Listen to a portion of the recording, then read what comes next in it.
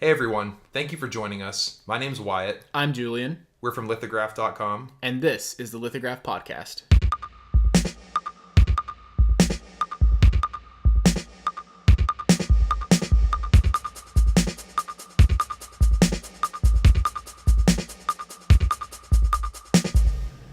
How do we know this shit's even working? You just assume, and if not, we gotta record 3 today. Okay. No, okay, so last night we were talking about theories or like things that scare us, conspiracy theories. Conspiracy theories scare me because it's like real life, right?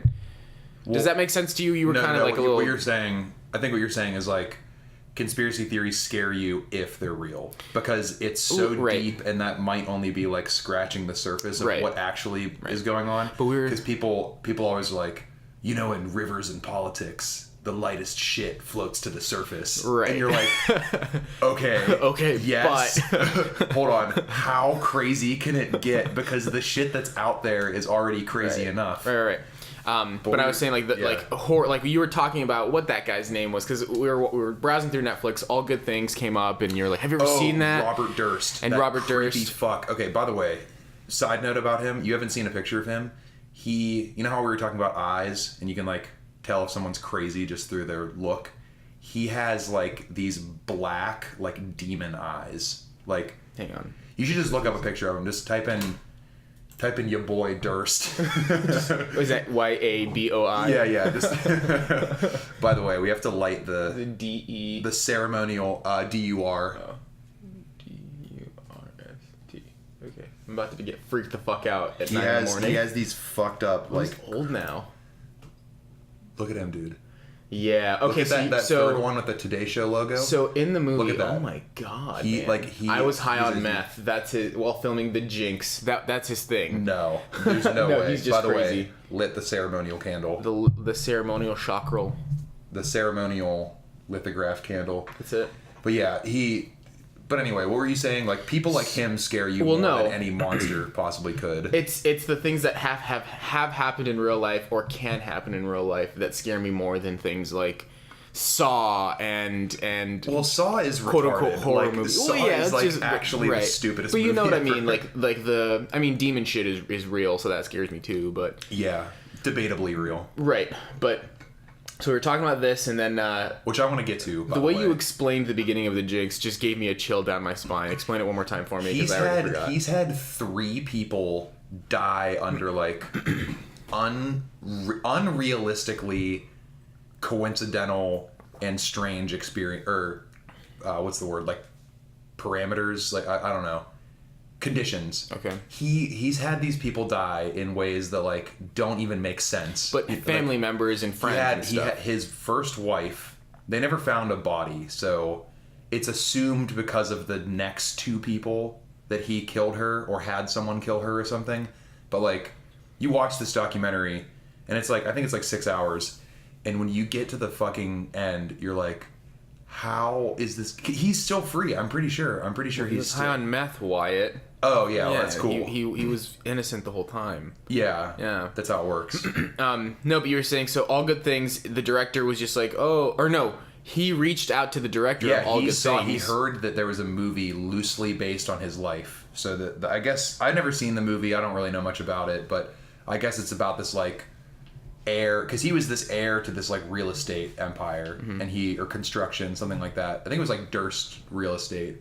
And his dad and his brothers, they were all just like these bigwig sort of real estate people.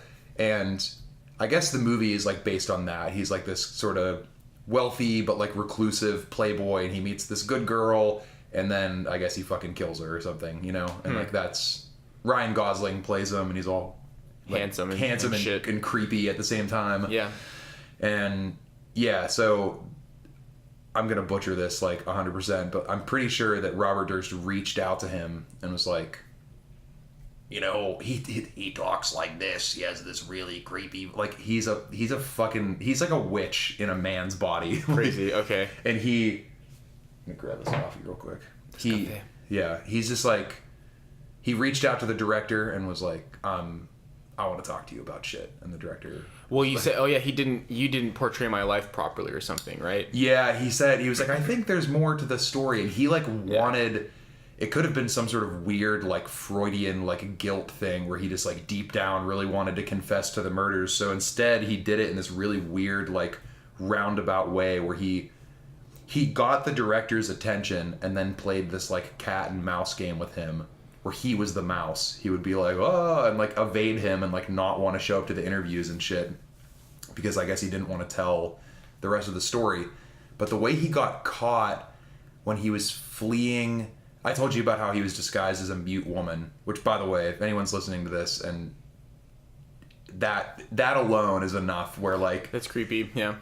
Just this statement alone, a billionaire or millionaire, whatever, heir disappears and a chopped up body is found in a lake or in like a bay in Texas, and it leads back to this duplex where this guy's living alone, and in the other half of the duplex is a mute woman, and that mute woman turns out to be this fucking guy that disappeared from New York City. This old man that's disguised as a woman. He killed him in self-defense, is what he said. But most likely the guy found out his identity and he killed him to save his cover, you know what I mean?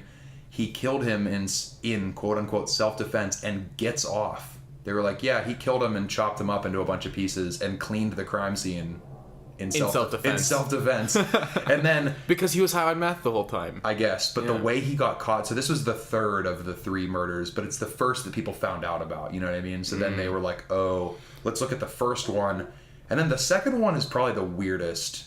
It's like... The second murder? Yeah, like a family friend of his who was like his closest confidant got like shot in the back of the head twice or something in her apartment in LA. And he was like traveling there at the same time. So it's like a coincidental thing. Yeah, it's weird. I don't remember that one that much, but just the fact that and the way he got caught for the third murder in the timeline, but the first murder that people found out about, the way he got caught was he was stealing a sandwich in like a fucking Wegmans or something. What? Yeah, as the mute woman? No, as Robert Durst, because they were looking for a mute woman that looked like a man. You know what I mean? They didn't really know what they were looking for, and I guess they figured out it was Robert Durst, and they were like, well, what does he look like now? We don't have any pictures of him. He's been off the map for all these years, and he got caught stealing a sandwich, and he had like $70,000 cash in his car. Why the fuck was he stealing a sandwich? It was like he wanted to get caught, you know, like this whole time. He's like, I got people, I don't want to tell anyone, but they'll figure it out, and they like haven't. They just haven't. Yeah. And I think his mom like jumped off the roof while he was watching and killed herself, and that's what started his whole like fucked up traumatic childhood. Oh my god. Yeah. But anyway, yeah, so he's just a fucking train wreck. Well, because then we started talking about, that evolved into, oh my god, people write horror movies, like people are the scarier thing.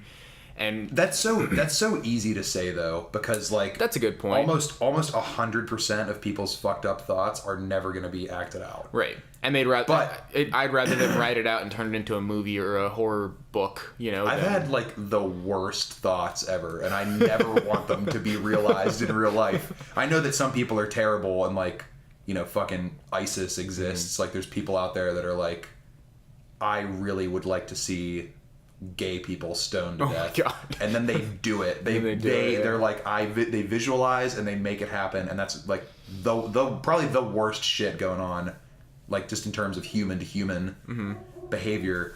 But like, I've been at like restaurants just like looking at the waitress, and I imagine like the skin of her face like peeling off, and then I'm just like, well, I hope she has a good day. Well, I'd like to order the fish and chips. Yeah.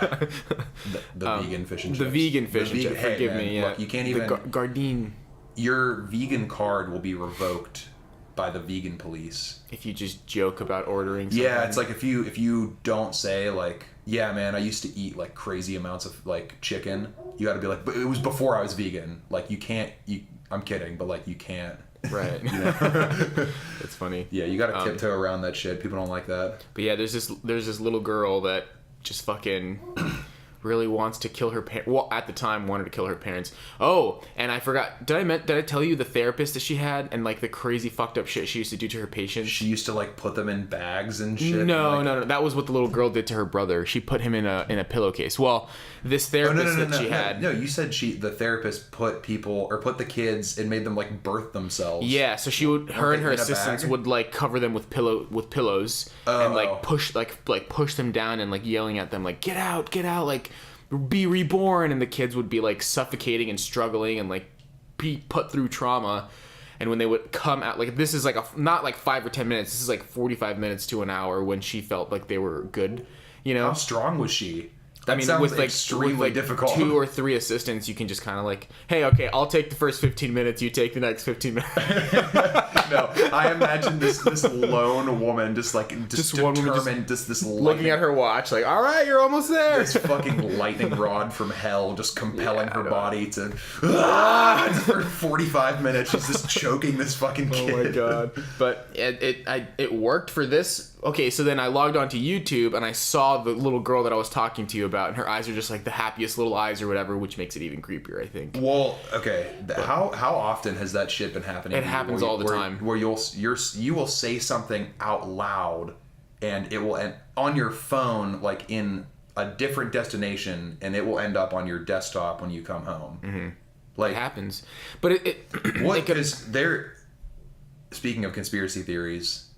How deep does the whole like machine learning, like search engine marketing, like NSA, like where all your information is like shared and stuff, like if we on the podcast right now are like, I would really love a fucking hunting knife. And is one gonna appear? Like, you would assume. You know, if I'm like, man, I can think of nothing more that I want than a giant like foot-long blade, and it pops up on my thing. I don't want a foot-long blade, but if I say it enough, will the computer think that I do? Like maybe, especially since our microphones are like pointed right at our faces. All the time. Yeah. Yeah. But I cover my webcam because at the end of the day, I don't read the terms and conditions. I just hit I accept them. That's how you become a human centipad. Have you seen that? That's a funny dude. South Park. I don't watch enough of it, but every episode that I see like once every 6 months or whatever, it always blows my mind how creative it is. And the one is that Apple in the terms and conditions of the iPad says that they can turn you into a human centipede. Centipede? Human centipede. And I don't really remember the whole plot, but it's funny as shit. Like, I'll have to check it out. Yeah, because people get put into a fucking human centipede, like ass to mouth, like in a train because they accepted the terms and conditions. Yeah, they didn't read the terms and conditions. Interestingly enough, in the original iTunes terms and conditions, when that first started, like, I don't know what it is at this point, 10 years ago that iTunes started, they hid way more than that. Way more. 15 probably. They hid a reward in the terms and conditions, and it took somebody like 5 or 6 years to actually contact Apple and be like, hey, what's this like $10,000 reward? Is this a joke? And they're like, no, congratulations, like you've read the terms and conditions. Oh my god. And it was proof that nobody fucking reads their terms and conditions. Like nobody reads them. Yeah, who? Why? I'm not a lawyer. I don't sit through that. There's not enough time in your life I'm just hit the checkbox, you know? People are like, oh my god, you need to read this book. What? What about all the books that I own that I haven't read? Yeah. You know? It's like, you just buy. Speaking of, you handed me 3 little podcasting books, and we were churning last night. We were doing good things with them. We did, dude. We figured shit out. Yeah. I couldn't even sleep. I was dead tired. I got into bed and was just like, hold on, wait, what am I doing tomorrow? Yeah. No, it's cool, man. The wealth of information out there for people now. Like, if you're determined enough, man, like you can learn whatever the fuck you want. That's like, really true, yeah. I feel like school is necessary in a lot of ways for just like experiential things, and like obviously if you're going to become a doctor or a lawyer or something like high level shit, you should go to school.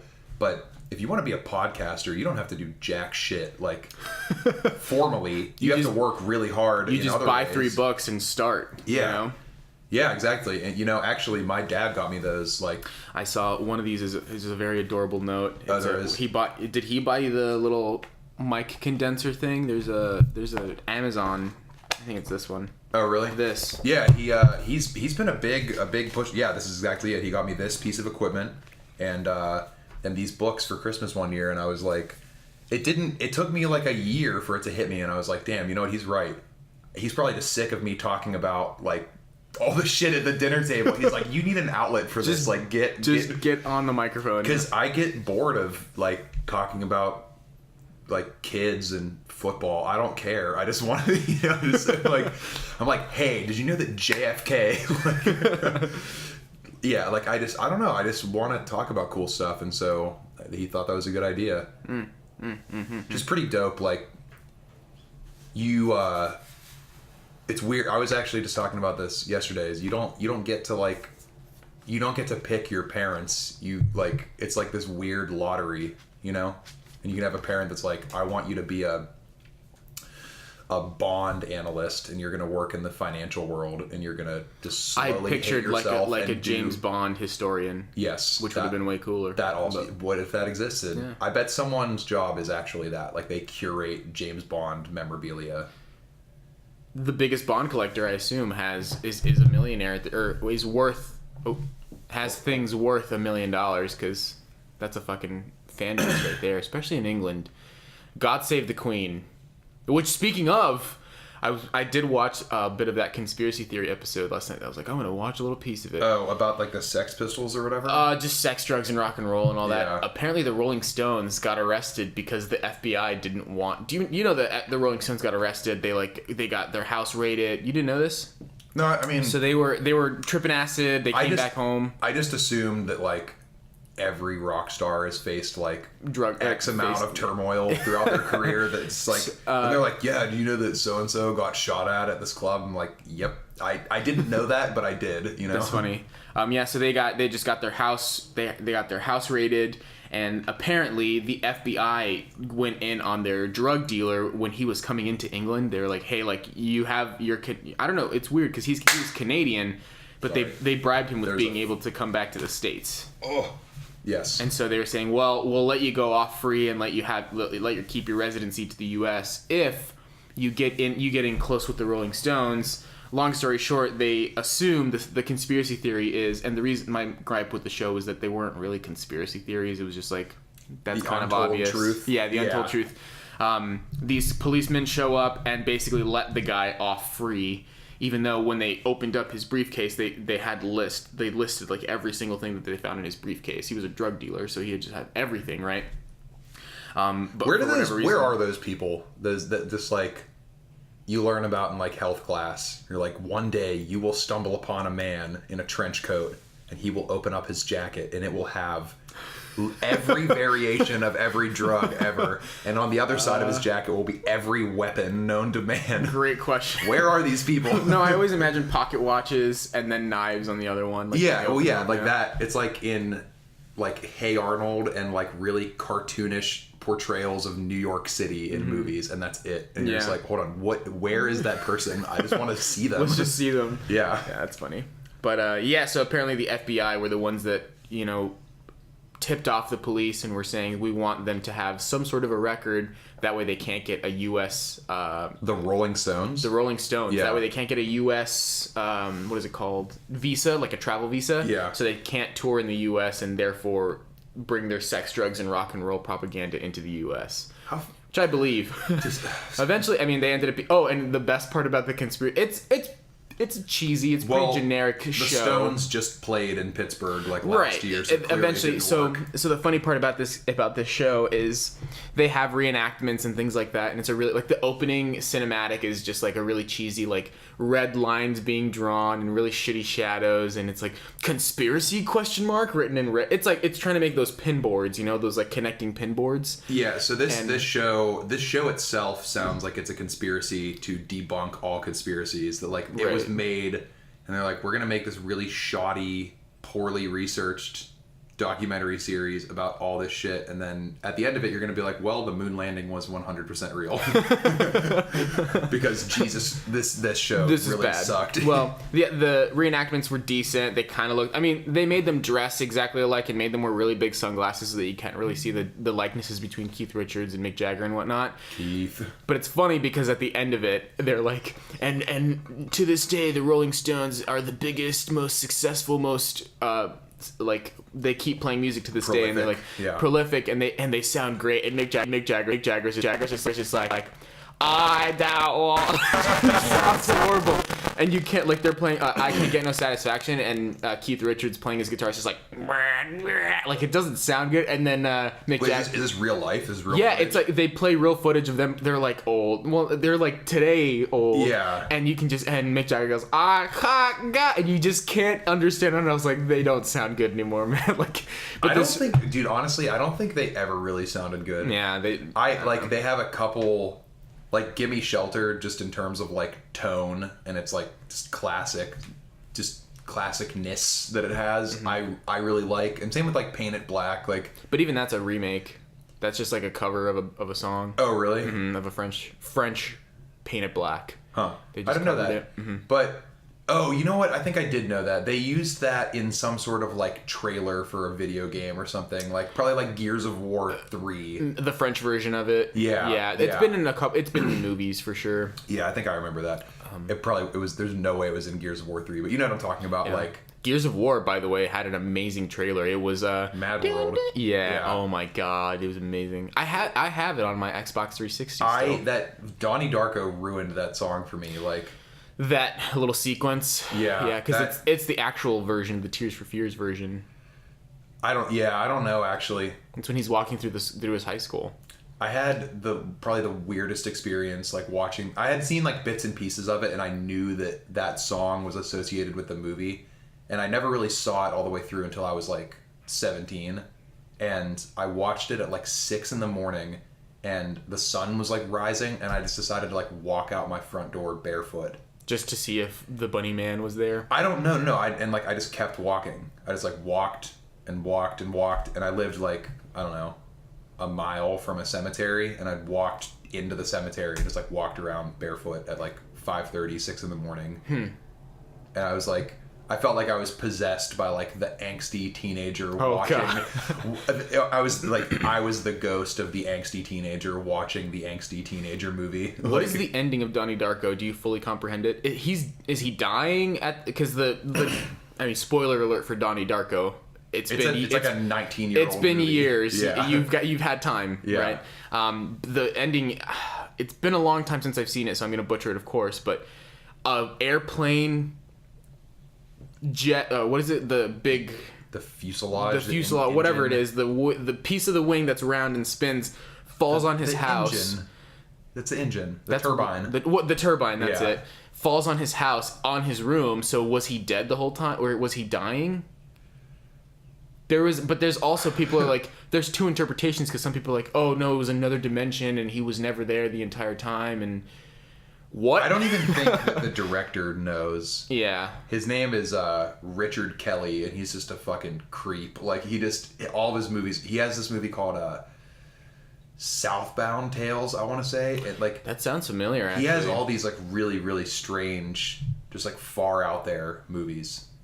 What are you? It smells really nice. Isn't it a good? I think it's actually that I smell more, but this is.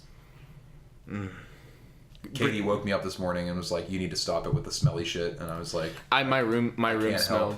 I can't help it. My room smelled nice. I liked it. Sorry. So the director, Amy Schumer. Oh God, we're gonna offend a bunch of people, but just Amy Schumer. How did you? She's the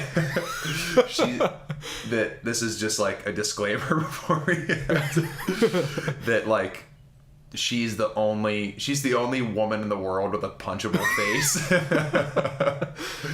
She, like, whatever. I'm sure she's a fine, like, person to hang out with and stuff like that, but, like, my whole beef with her is just, like, she's not what people need, and she's not what women need right now. I feel like like, yeah, I guess you could go like the hardcore, like 100% freedom is freedom, like feminist route where like you just shouldn't tell anyone ever what to do. And you're like, good, I'm kind of all about that. But like, do girls need a role model that's like absolute just ass, like just this trashy, like horrible example? Or like, do they need someone that's like a powerful woman who's like strong? Almost threw up. Like strong and who's like strong and confident and like independent in a way that's not like, fuck you, look at my like they're just she's just my vagina smells. Yeah, like I'm such a mess. I just can't stop drinking. Like that's not what anybody needs. Like, say that the roles were reversed and like men were the historically like not disenfranchised, like what's the word? Like kept down. Like the roles were reversed and it was a matriarchal society and men were the ones that throughout history just like had the short end of the stick. I wouldn't want some fucking frat boy, like disgusting douchebag, like I've got 6 STIs. Like I'd be like, what the fuck? Like, what about these like Dwayne Johnson type dudes that are just like super positive and lifting weights and like hugging people, like eating a lot of fucking fish. You know, he eats so much fish. Have you seen like his really workout regimen and diet and shit? Yeah, man. Jesus Christ. That's a BuzzFeed guy was trying to do his whole workout diet regimen. Probably died after a couple days. At lunch, he was like, "Fuck this," and just he couldn't stop throwing up. But also, he wasn't working out as hard as The Rock. He was just doing what. Have you ever seen how that guy works out? It's ridiculous. Props, man. That's a job on its own. He's on another planet. I think like. Coda. I think that's one of the examples where like I kind of believe in magic a little bit. That like he probably like that tattoo he has on his like shoulder and chest. That like the what is he? Polynesian or he's Islander of some sort. Yeah, something like that. He's Samoan for sure. Samoan, yes. Yeah. I think one of the because those are all different. If you say that someone's Hawaiian, they're like, there's a different one. Yeah. You know, or there's other places. He probably like, cause I've read it on like his Instagram that it like means his mana, like it's his life force. Like that's what the tattoo means. It's like his prawn, like I feel like he actually is like drawn, not just through the tattoo. That's a loose example, but I feel like he's one of those people that's like, he's drawing from somewhere that's like not coffee and food. You know what I'm saying? Some higher power. Yeah, he has some conduit. Like he's getting like lightning from the universe through the top of his head, and he's just fucking. That's why he has to just keep it just pure skin. Maybe that's it. Maybe that's the secret. Is you just have to have a really shiny bald head, and then the universe is like, I bless you. that becomes the solar powered. Seriously, you never know, man. But. Good for him. Yeah, see, those are the kind of people that we need. The people that we need, like... That's a good point. I feel like the people that women need at this point is not Amy Schumer. I think I'd hate to say the closest, but in a similar vein, Louis C.K. is that sort of disgusting, like, I came on my shirt and I walked outside still, you know? He sucks. Like, but, I love him as a comedian. I think he's hilarious. But I'm not going and watching all of his Netflix specials either. Like, you have to be in a specific mood versus I've heard people say, oh my God, Amy Schumer's the funniest human being alive. And I'm like, no, I get where Louis C.K. is coming from, but I'm not going to be like, yeah, yes. If I'm in like a particularly like kind of shitty mood, Louis C.K. hits the spot because he's always in a shitty mood. It's like, and he has some good points. Like he was on a talk show and he was like talking about how everyone's mad at their phones, and he's like, well, look at how amazing this technology is. And the point of the whole thing was like, everything is amazing and no one's happy. And it's true. Like if people were psyched about stuff as they should be, we should have walked into this room and just started screaming, like, because of like, we have this microphone and we have an internet connection, we can reach the planet with this. Like, that's nuts. It doesn't even make sense to me. I can't even like comprehend that there may be another person on the other side of this microphone, you know? Like, that's amazing. But I walked in here just like, okay. We're really doing this again, aren't we? Let's do this. Come on. This is the second one. Okay. Yeah. And like, but I don't want to hang out with Louis C.K. Yeah, no. At all. I don't no, like. Thank you. Especially after his debacle, that whole thing. He's masturbating on people and stuff. Isn't that what he did? He masturbated amongst them, not necessarily on them. It's really funny, like, listening to people debate that, and they're like, some people are like, he should die, and then other people are like, it's really not that bad. I was thinking in the shower this morning, was Hurricane Harvey the Illuminati subliminally preparing us for the allegations against Harvey Weinstein? Hey, man. Hey, actually. But seriously, though. Because it did start this sort of whirlwind of... Like, what an egregious, like, just... I know we're late to the party, but, like, what a fucking monster, dude. I read Salma Hayek's New York Times article, and I was crying, man. Especially... You've seen Frida, the artist movie? About Frida Pinto, right? Kahlo. Frida Kahlo? Mm-hmm. Who's Frida Pinto? Is that even a thing? Is that like a food brand? Pinto is a How bean. Racist was that? Did I just like... Jesus Christ. I was just like, this Hispanic or Latino South American woman has to be Frida Pinto. She was Mexican. She's the art of the self-portrait artist. I know the movie. I know the whole thing, and her life was really tragic, right? That the woman that the movie's based on. Frida, yeah. So basically, and the timeline's gonna be wrong, and I don't know. I mean, my sister and aunt, if they ever listen to this, are gonna be like, Julian, you fucking moron, you didn't listen to us at all. Yeah. Grew up, had a pretty not rough childhood. Like her parents loved her and shit like that. Is this Salma Hayek or Frida Kahlo? This is Frida Kahlo. Okay. And then I'll transfer into Salma Hayek and why the movie was so good, I think. Frida was on a bus, public transit, whatever.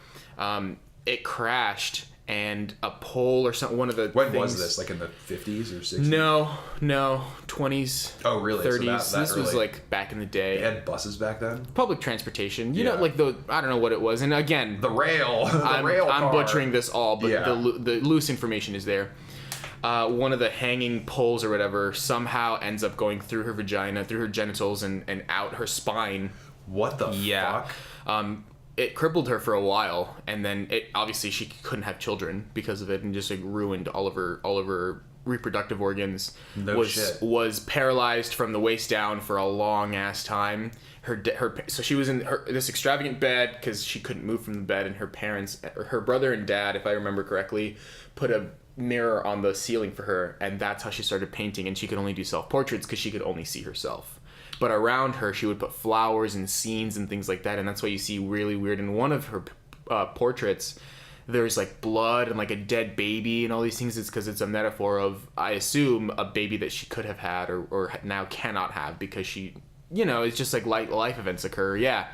So that's why that just like made me sick to my stomach. Yeah. But also like the fucking human beings, man, are amazing. Yeah. Like that you can take a situation like that and create, like, okay, that's so deep what you just said. Like, she could only see herself, and her way of escaping her situation was by painting herself in different situations because of that mirror. And it's like all these things, all these pieces were put in place that like led her to this point. That's so nuts. Like when you hear that. And that's why I think art school is bullshit, because you're never going to get a person like that just going through the rigorable of art school. Yeah. That's a good point. Yeah, it's events that cause emotion and seriously. Therefore art. Anyway. So anyway, she gets better, can walk now, but she's a painter now, and I don't know how popular she is by the time she's healthy, quote unquote. Mm-hmm. You said she can walk again? Now she can walk. It just took her a while. She had to relearn how to walk. I can't even believe she can walk at all. Yeah. So a like metal pole, like how big? It went in and out. So like it went in through her genitalia and out her, like it ruptured something in her spine and fucked her up enough to not be able to walk for a while. Another testament to how fucking resilient humans are. Exactly. Like, that's crazy. Yeah. Because that should definitely kill you. Especially back that late in the day, like for her to be able to walk again is a miracle in and of itself. But you mean that long ago? Yeah, medically, like for her to be able to walk again is just like dumbfounding in my opinion. I don't know how medicine works. She magic, literally mental magic. Well, she ends up getting really into the Mexican art scene, of course, because she becomes popular as she ages, you know, with all of her paintings and shit. Ends up meeting Diego Rivera, the muralist. They fall in love, they get married or whatever, and he's just a piece of shit. And, that's what I know about her story. Is her husband. Cheating on her, and she catches him cheating on her with Frida's sister. Hell yeah. Yeah, in their house, their brand new house that they had just purchased together. You need to watch the movie because it's a lot more accurate. Well, Salma Hayek was like, this is a Mexican woman that has just endured everything, suffered, and is now an icon like across the world. I need to make this movie. And Salma Hayek did a lot more than just acted in it. I mean, she helped with a lot more than just acting. Yeah, people don't realize that how much, like, if an actor has enough star power, they can make a movie happen just around themselves. This was going to be Salma Hayek's big event. This is going to be her. I am more than just a telenovela actress or a soap opera, Mexican soap opera actress into stardom. This was her lead. And Harvey Weinstein knew this. Oh, wait, go on. Sorry, no. Harvey Weinstein knew this and was using her basically like, if you really want to make this movie and this is going to be your breaking point, like, have sex with me. You'll stick this bouquet of flowers in my butthole, or whatever his thing was. I mean, and this isn't, Jesus, this is not like a defense of him in any way, but I understand how a person could get like that.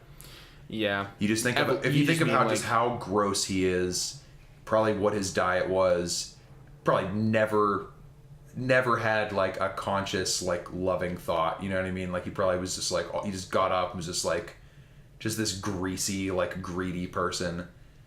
And, you know, you become wildly successful, you have hit after hit after hit, and what you do works, and all of a sudden you're in the fucking Four Seasons, and Rose McGowan's coming over, and you're just like, you know what, I think I'm gonna, like, cover myself in oil and lay on the floor and see what happens, or like whatever he used to do. Like, he just would do like these like, you know, stuff where, like, if the person was into you and you were into them, and you walked into a hotel room and there was this like beautiful lady that you were into waiting for you, you'd be like, nice. But not when Harvey Weinstein is waiting for you. Naked. You're like, wait, hold on, what is this? And he's like, hey, look, Copernicus. You gotta break some eggs, man. Like, that, I get it. It doesn't excuse him in any way, but I understand how a human could get to that point and start abusing their power like that. It makes sense. Like, it's not unnatural in any way. You know what I mean? In his sort of mentality, he was like, I am in control of these beautiful women and writers and actors. Yeah, you know what I mean? Yeah, like, and he that like, fucks with you, being in control, quote unquote, of something that you find or someone that you find attractive. You know, if I ever met him, I'd be like, bitch, you're never in control. Like, you just are so. That's why you spiraled out of control like this, and people, you know, exposed you for the creature that you were. Like, yeah, that's. I hope that people are seeing that shit just doesn't fly anymore, you know? And I'm not trying to be like I'm a male feminist and women should run Hollywood and blah, blah, blah. I don't think you need to be a feminist to realize that things are just gross and you shouldn't do them. Like, these are just like egregious, like just abuses of power, and just like, that's not what we're supposed to be as people. Right. You know, we're not supposed to be these just like curmudgeonly, like, gross, greedy, just like stuff, just cowering or covering all of your coveting all of your fucking gold, and just, you know, just mine, and everything's mine, and look at my fucking awards, and look at my dick, like, I'm Harvey Weinstein. We're not supposed to be like that. Like, this is not. It's our abilities and our potential as humans is like, it's supposed to be a collaborative effort where, like, people. I guess this is a good segue into, like, Black Panther, which I haven't seen, but people are hating on that movie simply because it represents something other than the status quo. But you were saying you saw a interview with Michael B. Jordan in it. And I got it. I was like, how can I be mad at that? I'm never going to understand it.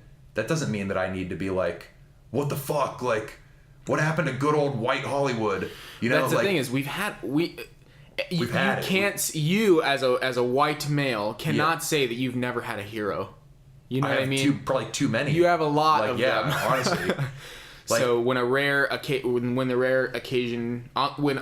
occasion, there's literally a black king of this technologically advanced superior country or whatever comes along and is slashing fools and defending his country. Like, that's cool for black kids that don't have, like Wolverine or something. What you're referencing is Michael B. Jordan was on the show Hot Ones, where they eat the chicken wings and shit, and they sweat and yell at Sean Evans goes, we're saucing, we're glossing. God, I fucking hate that guy. Sorry, Sean Evans, you're probably a nice guy, but God damn it. He went to broadcasting journalism school. It makes sense. He's the we're whining, we're dining. That's what they teach you at schools like that. Hey, explain that, Graham. But anyway, like, I saw that interview and he was just talking about like how cool it is to have so many like allies in Hollywood and so many mentors just teaching him how to be like a proud black man. And I was like, you know what, man, like, that's cool as shit. And I haven't seen the movie yet and I want to see it, but I know I will appreciate it. But with that perspective, I'll be like, damn, like, they made that happen. Like, everyone came together. Whoever started that ball, got that ball rolling. Like, it's just, like, everyone's like, by the way, Wakanda's not real. No shit. But let it be as real as fucking, Narnia was to you. I'd hate to say you just need to watch it, but I can't say my opinion on it until you've seen it, because my opinion on it will spoil it. Spoil it in terms of like the plot? Yes. Okay. Exactly. And I don't want that to be, not that it's, and that's the thing is, as soon as I say the sentence, you're going to be like, you're watching the movie and you're going to be like, oh, 5 minutes into it, I don't care. Say it. It's a little predictable. As is every Marvel movie. That's a good point. That's a really good point. But but I don't want to influence your opinion on it either. I already can kind of pick up on that. It's like The Lion King is kind of like the same. It's kind of like right, that it has the power dynamic, close. And the one is like the rightful heir, and the other one's the evil heir, or whatever. His dad has died already in Civil War. Yeah. So now he's like Simba, I guess, trying to become king. Yeah, and like, because that's a scene in the movie, is him formally becoming king. There's a flashback. There's a black and white flashback scene when he's flying back to Wakanda. After, in the intro, it's just like, like your generic like trucks coming into the jungle, and then Black Panther's like, Meh! He like jumps down onto people and slashes at them and stuff. Oh, that scene in the trailer where he's like, they shine the flashlight up in the tree. That's the first scene of the. Yeah, that's the first scene of the movie. He goes, El Tigre, and like slashes at them. On his way back to Wakanda, after they're like, all right, you need to be crowned the king or whatever. He like, I don't know, maybe I'm thinking of it wrong, but it's a flashback of him jumping to try and save his dad, and they all blow up, and that's one of his little. I love those physics dynamics in movies where someone is in the air and then the explosion like moves them horizontally like that. Yeah, but it's a good movie. But again, I feel like the sentence that I'm about to say will not affect your opinion, but I can't just say it. It is a movie for the time. Good. Remember we were talking about that? Yeah, you already said that. It's a movie for the time. Well, we were saying I think it might be, and it totally is. Where I just need to say it. Just say it. I just need to go for it. I'm sorry. Yeah. So I'm gonna spoil the villain then, because when you watch it, it's still cool to see it. Don't get me wrong. It's a Marvel movie. Like, you need to watch it. Yeah. And in fact, I will watch it with you again now that I mentioned it, because I think I was going into it with like you had said that I'm not gonna understand this as well as. I'm not black. I'm dark, but I'm not black. I haven't been through being called the N-word and things like that. Like, being called Mexican is not as horrible as being like, reminded of slavery and things like that. Like, you know what I mean? It's like muddy, but it's not like the depths of right. how shitty humans can be to each other. Exactly. Yeah. So Michael B. Jordan's character is Killmonger. His father was Black Panther's father. They were brothers, right? So Michael B. Jordan and Black Panther are cousins, right? Yeah, which is kind of predictable, right? Wasn't that already like? No, I went into it blind, but some people. I mean, it's pretty. You can kind of tell. Why? Yeah, the reason why Spoiler alert for Black Panther, by the way. Yeah, whatever. The reason why I said it seemed like the Lion King to me was because it was like just from the trailers, it's clear that he's like the rightful heir. Yeah, and that's he's the older one. So basically, what he's trying to say is, where was Wakanda when MLK was marching through? Where was the technology when we've been fucking suffering in Oakland trying to like get through? Oh, that's badass. That's his whole. His whole shtick. But it doesn't sound as cool. I mean, maybe I missed it, but he says like 2 lines, you know, and his delivery of it isn't just like "fuck you." It's like hey auntie, I'm here. Like, let's do this. Yeah, you know what I mean? Because everyone's praising his performance. I wanted to fucking exactly. That's why I was like, I'm about to cry when he says like, "Fuck you guys. Where were you when?" Like I'm like, that would have been awesome if he would have been like, "We needed your guns when I was in high school trying to like getting punched by someone." Was he in America? Yeah, so he was in Oakland. Okay. That's why when you said Oakland STEM, but that Marvel or that Disney is giving $1 million to STEM research in Oakland, it's because I think that's correct. I read that. I saw that on Reddit. I didn't read the whole. I had heard of that. I don't know what city, but Oakland would be the most accurate because at the beginning, there's little kids. Black kids playing basketball in Oakland, and it kind of zooms up and you see a ship coming in. This is like 1992, or it's like Oakland 1992, and they're playing basketball. It kind of you look up and a ship zooms in, and the original Black Panther, at the time Black Panther's dad, the guy that dies, T'Chaka or whatever. Yeah. You see his ship fly in, they go in, and to show that they're Wakandan, under their lip there's like a blue tattoo that glows. When another Wakandan is nearby, it'll glow blue, and that's how you kind of show each other, hey, hidden in plain sight kind of a thing. I would love to have something like that. That'd be fucking awesome. Yeah. So he goes down and the dialogue is basically like, you know, why you've betrayed me, you sold vibranium, which is the only, like, the best export from Wakanda, which isn't it the only place in the world that it comes from, too? Because there's a mine that, or what's it called? An asteroid filled with vibranium hit only Wakanda, and the Wakandans immediately, like, because this metal is so technologically advanced, I think the way that they're going to kind of incorporate it is somehow vibranium, or at the core of that asteroid, is the last Infinity Stone. Yeah, that's what I heard that. That's what I think they're going to end up doing. Yeah, but all the like Marvel shit aside, that is a really cool motivation for a villain of like, where were you? It's the best motivation. It's not just like, oh, I hate my dad, or oh, you know, like I get his motivation. I understand it. Well, that's actually cool because for whatever reason, man, his delivery just didn't gate. I don't know why. I was like, I need this to be so much cooler. Marvel's afraid of terror. They're afraid of like someone that's like Marvel.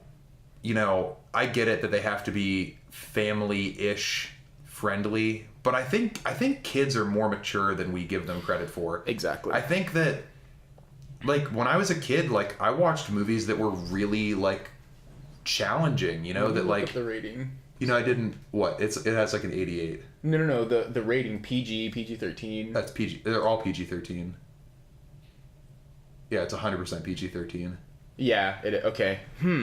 I think with PG-13, he could have easily said like a shit, couldn't he? Like you're allowed one shit. He could have. What he should have done is instead of words, he should have had like an emotional like meltdown. He should have been screaming at them like exactly. He should have been maybe, I don't know the situation in the movie, but he should have been surrounded by the people of Wakanda, and he should have like, you know, taken his shirt off or some shit and been like, I'm in front of you, bare, like I'm baring my heart to you.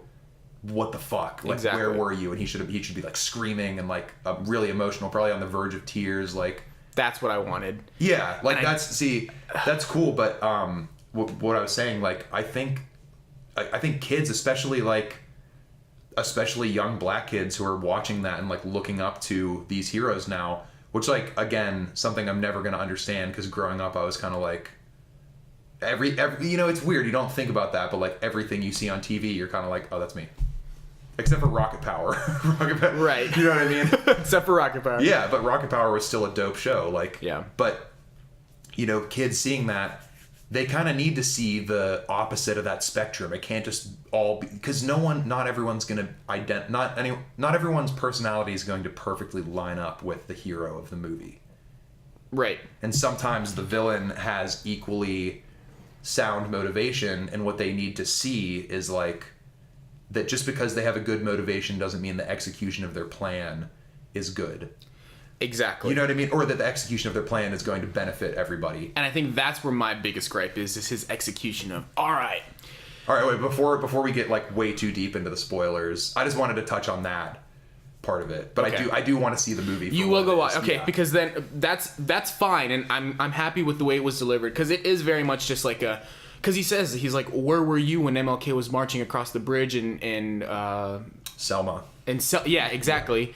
And or he says the state that it happens, Alabama. Was that? Where were you when MLK was in Alabama and we could have used your weapons and all this stuff? Like So he's kind of more like militaristic, like he's very like so the whole so is his whole thing like. When you say he should have taken off his shirt, yeah. He should have, because he marks every kill that he had when he was in Afghanistan. Oh, is like, that what? That was my way out. You guys could have helped me, but like I had to join the military and learn for myself how to kill and defend myself. Oh, so so that was his way out of the hood? Like that was his way out of a like bad situation, was the military? That's like that's a crazy, that's a real like, that's a tragic thing. Exactly. That's a real situation that happens a lot. And exactly. That's something that like. It's I hate to say it's relatable. Like that's a lot of I know kids so many that have done that had to do that. Yeah, I went to a handful of kids in my graduating class that like they were like, well, I got nothing, so this is what I got to do. Exactly. That's the So that's what all those scars are on exactly. him. Okay, yeah. So if he would have taken off his shirt and been like, look what the fuck I had to do to get here, you know? Yeah. And then the rest of it is literally superhero movie gripes. Not culture, black, white, it's superhero movie gripes. And that's the tail end of the execution of his plan. Mm-hmm. So you watch it and you tell me and I'll tell you. I actually am now more excited to see it. Yeah. Because before it was kind of like, all right. Will I understand it? Well, no, it's not even that, because I just told you that I can understand Harvey Weinstein. I'm pretty sure I can understand an African positive with superhero. Like I can put myself in the shoes of. I'm really good at that. I can put myself in the shoes of people and be like, I get how you can come to that conclusion, but it's wrong. Or I can put myself in someone's shoes and be like, that's amazing to them, but I'm not going to get it. You know, what pumps me up is that in the Infinity War, I was listening, I promise, but in the other half of my brain, I was already. I got you. In the Infinity War trailer, they're in Wakanda. Yeah, that's fighting fucking those awesome. Multi-armed creatures. And Captain America has Wakandan tech. So Captain America during Black Panther has to be in Wakanda already, doesn't he? If you think about it. Because he's hiding there. Something. Yeah, he's doing something there. Because now he doesn't have a shield. Now he has the...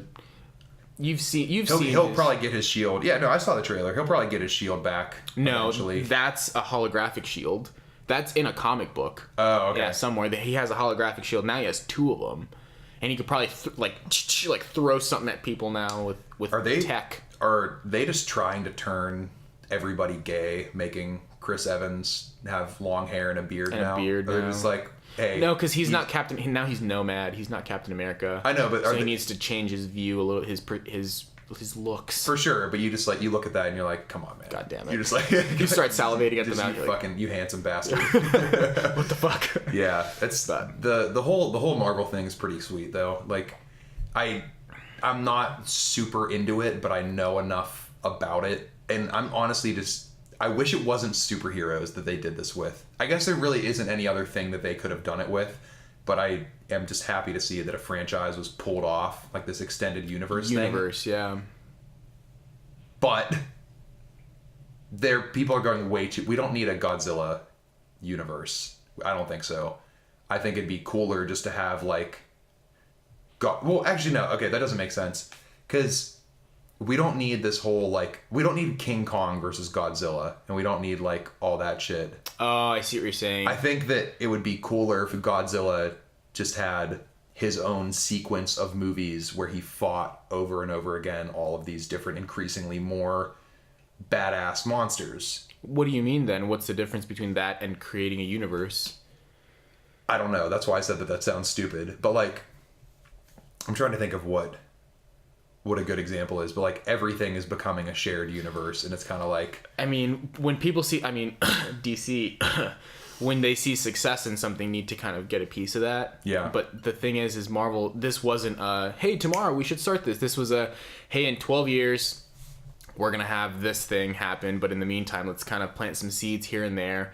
but also after 12 years are happening, we also need to start planning phase 2. And now that phase 2 is about to end, phase 3 is already pretty much done. Like it's getting ready to, like, they already have phase 3 in development. And I thought this was phase 3. I'm sorry. Whatever the fuck. Like, this phase is not the end of their thinking. They're already thinking about 2 steps ahead of us. Well, yeah, because don't they already plan on having like a black Iron Man or something? Like they already have in the comics. I think Iron Man becomes it's a black female woman. Mm-hmm. Yeah. I met God. She's black. Have you ever seen that? What movie is that? I forget. I don't think it's a movie. I've seen it on a shirt. It's like, it's the ultimate like contrarian statement to like America. I've seen it. Yeah. It's like, I met God. She, so it's not a dude, is black. Mm-hmm. It's not a white guy with a beard. I still secretly think God is Morgan Freeman, just waiting for us at the top of. I think God's I don't even know. he's something. She's something. I don't know. Shahid. But anyway, yeah, they already have. I'm pretty sure they already have that stuff in the works. You know, they're ready. They're ready. Firing on all cylinders at this point. What if someone in that cast died? The only person that they would actually have a problem with dying would be Tony Stark, Robert Downey Jr. Because every time, like even Spider-Man, every time somebody new gets incorporated into that universe, yeah. Robert Downey Jr. literally takes them to like lunch or dinner or whatever it is and says like, look, this is what we've been planning, because it's sure enough, man, like Iron Man started this whole thing for a reason. You know what's amazing? He's like the godfather of all these actors and like, you know, keeping them in line and like telling them what to do and like, hey, you know, we're gonna plan this. Like he actually is like the down to earth, bringing the producers down and like he's like the voice of the actors and vice versa. It's interesting though, because you would think from the outside looking in that Robert Downey Jr. does not care about it and he's over playing Iron Man. He's probably like physically tired, but you can tell that he's like, I'm in it. I love this. I love these people. Yeah. Like, yeah. Just Amy Schumer. But yeah, I think Marvel's done what I never would have expected out of, because I wouldn't say I was like the biggest comic book fan, but I would go to comic shops and be like, fuck, like because I'm a volume purchaser. I don't buy issues, but I buy a whole story. Yeah, and I wait until they look like that. Exactly, like the Watchmen thing. Yeah, the whole thing. Have you ever read Black Hole? Mm-mm. That'll fuck you up. I'll have to check it out. Apparently, David Fincher is developing it for a film or a Netflix series or something like that. It's basically about like a cosmological STD that goes around to high school. Like it's one of the weird. It's a crazy story. Like that sounds really good. I can't even describe it to you. It's like, imagine you're in high school in like the 80s and you're like out by the lake drinking a 6-pack and you have a good old you know, romp in the hay with your favorite gal, mm-hmm. and all of a sudden you have this like festering wound on your dick that lets you see like the depths of hell in the universe and shit. You in like, your penis? Kinda. Oh my god. It's weird. Like graphic novels are interesting because it's like it's this medium that like it's so limited and unlimited simultaneously. Like it can portray everything, but through the limits of like what can you juxtapose in boxes together, you know? Definitely. And so when you see a graphic novel, you're like, is that actually happening? Or is this like some portrayal of like what it could look like? Like it's really weird whenever you get into, because often, you know, have you ever read through a comic and you only read the words and you don't even like look at the pictures? Well, when you're in the zone, you're just, you know what, you can kind of imagine what's happening, you know, for yourself. Yeah. And you're kind of, you're like picking up on the imagery, but not really. Right. Yeah. Yeah, I know what you mean. One time I read, I forget which, I think it was called like the auteur or something it's about this like crazy, I can't even describe it. It's called the auteur, which means like, you know, cinema, like highbrow cinema director, like the artiste, you know, that's mm-hmm. what an auteur is. And I read the whole thing in like 20 minutes and was like, wow, I can't believe I flew through that. That was awesome. And I just read all the speech bubbles. That was it. Yeah. I'm not good at taking a step back and looking at those pictures. I read the whole page and then kind of you dissect each box, and then you move on, and then you read the whole page, and then you dissect the whole box because you already know what the page is. And you're like, oh yeah, that happened. It's like you read it once, you dissect it a second time. If that makes sense. Yeah. So that's how I go through them. But yeah. That's how I would read. Like when I would in college, I would just go to the Barnes and when I lived in Denver. And I'd be bored, I would just go to the Barnes & Noble and grab the volumes and just sit down, grab a copy and read them, and then put them back and grab the second one and sit down and read it. But, if you're a fast enough reader, you could technically read things for free in a Barnes & Noble. That's true. But there's that old... You've seen this picture probably a million times posted on social media where it's like in... I think it's Iraq. Which is, by the way, it's not Iraq. Apparently it's Iraq. Oh, it's not Iraq. Iraq. My American way of saying it isn't the right way to say it. Allegedly not. We've been it's like what the war in Iraq. Your mom and Katie were saying Uruguay, and I just didn't want to be like it's Uruguay because Uruguay. That's how it is. Uruguay, yeah. Damn, I didn't even know that. That's pretty sweet. Uruguay. But I wasn't. I understand that we can't all say the country properly. Like, there's no way for me to know how to say. Yeah, Turkey in the Turkish way of saying it. You know what I mean? Turkey. It could not even. It might. That's not even that. Yeah, no, it exactly. Definitely isn't that. So. But. Turkey. Well, okay, but it's only weird because we're Americans. Exactly. But people saying like America, like even though it's America, it's just accents. It's not. I'm not trying to. It's Marco. Oh yeah. I'm not trying to disrespect anybody by saying Italy. Of course not. Italia. And that's why, it's different if you're trying to be like, yeah, those Iraqians. Like, I would say it just to fuck with them. It's Iraq. Yeah. You know what I mean? Like, yeah, like there are people that are doing it to be demeaning, and they're just kind of shitty, and that's the world. That's America for you. You know, that's everything. But like, what were we talking about? In Iraq. Oh, in Iraq, there's this picture that goes around on social media all the time. That's like, in Iraq, the books at the book market are left out in public, like not locked behind a door or, fence or whatever at all times, because the thief or a reader would not steal, or a reader is not a thief and the thief does not read, or something like that. That's a good saying point, like if you're going to read books and trade knowledge and understand things, then you're not going to steal it. And if you are stealing things, then you don't read at all, That's a good point. So people post that around. They're like, yeah, look at how noble the rest of the world is. Look, they're so wise. Like, America sucks. They do that in those stores where it's like, oh, these are on clearance, and they just put them outside. Like, a thief wouldn't want something that's on clearance, technically, Yeah.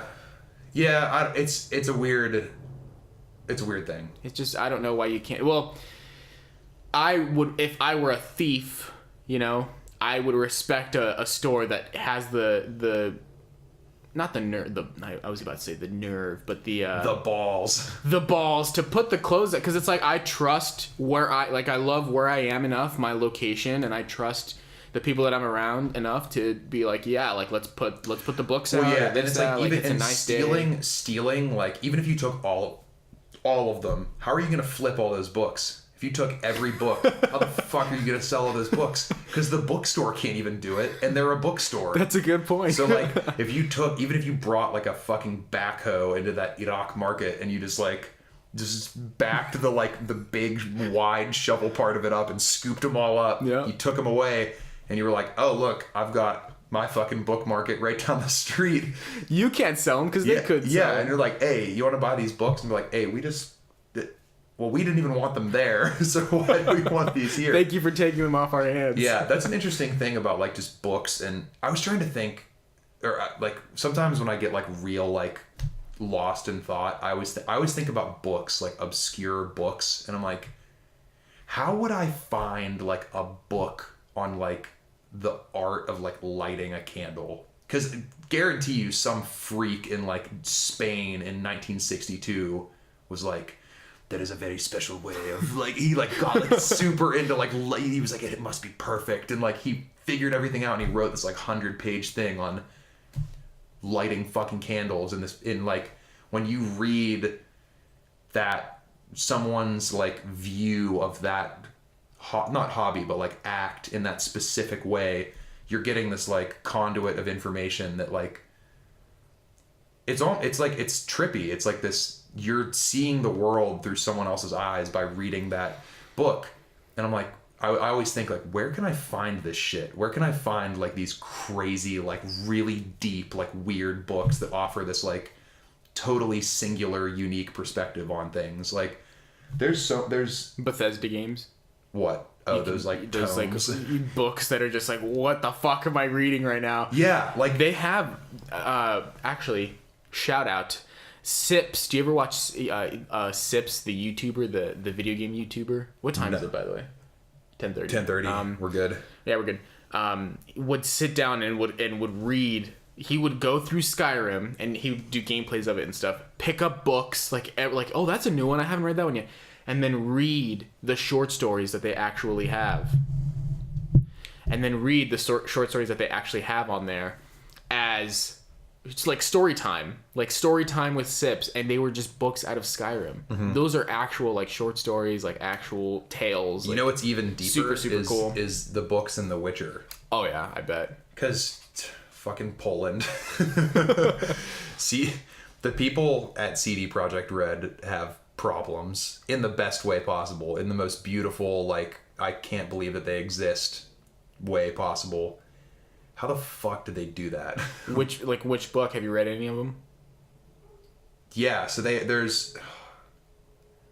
not books, you know what I mean? It's the same way in Skyrim. They're not like actually they've got books. Stories, yeah. Yeah, like even the notes you like pick up on quests, you'll pick up someone's journal and it's deep. It goes on for a while.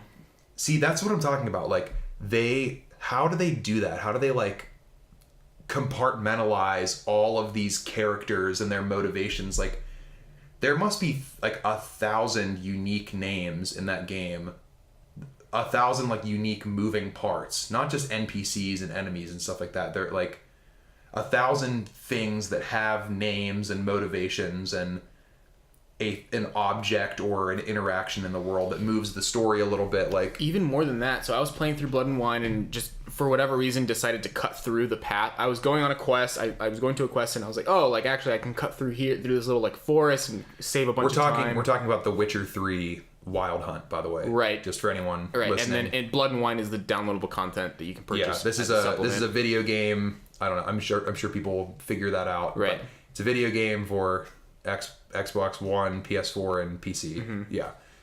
And no, I don't think it's on Mac. But yeah, but it's an insanely deep game. Right.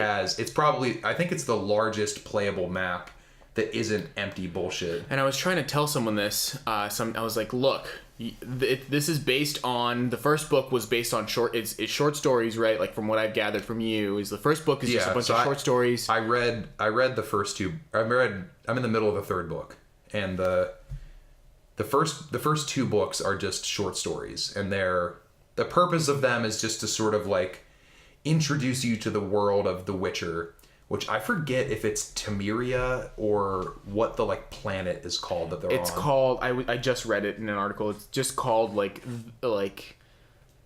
it's not Temeria. You're thinking of Tamriel, which is no. Temeria is in The Witcher. I know that for sure. But it's just called like the planet, the essence, something just very broad. I just read it and like the realm or what? Yeah, something. Yeah, like that. Something very broad. Or maybe the continent that they're on is called like Temeria. Yeah, I think their world, their universe is just called like the plane. The plane. Yes, is it the plane? It might be. It's something like that. The sphere. Yeah, because Earth. Well, and the whole basis of the story is that basically it's an alternate take on medieval Europe. Mm-hmm. But the twist is that think of it like a Venn diagram. That there's the red circle. And that's Earth as it is normally, this alternate version of Earth where it's called, Vizima and Novigrad instead of Skellige. Skellige instead of Ireland or whatever, because Skellige is supposed to be like not too many spoilers because I haven't gotten there yet in the main game. Skellige is supposed to be like England, Ireland, Scotland, like cool. It's supposed to be like that sort of. It's very clearly modeled after that, and so instead of that, So like think of that part as like the red on the Venn diagram, and then there's this magic world that's blue, and somehow they cross paths for some split second in time, and they move through each other and become purple, the red and blue, and they combine, and then the blue passes past it, and the red is now left kind of like a tainted purple because the magic world passed through our human world, and now there's monsters and magic and sorcery and curses and demons and shit, like beings called witchers that are mutated specifically to kill these monsters and get rid of these curses and stuff like that. Right.